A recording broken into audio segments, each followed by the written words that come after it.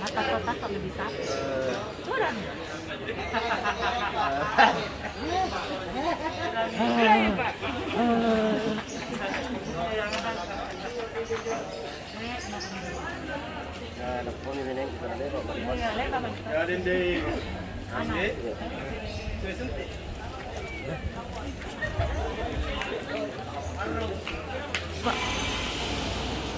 Alhamdulillah bahwa dalam pelaksanaan vaksinasi pertama yang kemarin bisa berjalan dengan baik, dan dari hasil vaksinasi tidak ada yang menderita sakit, bahkan kelihatan sehat, dan ini kami pantau oleh petugas klinik kami, sehingga alhamdulillah sampai hari ini semua dalam keadaan sehat dan bisa melakukan vaksinasi yang kedua.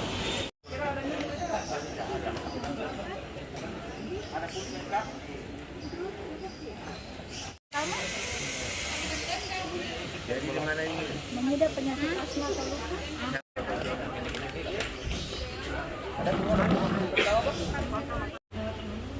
Lurus ke dalam, Bu.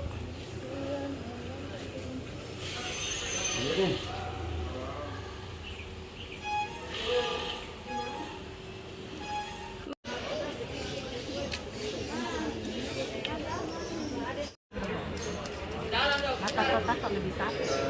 Kurang.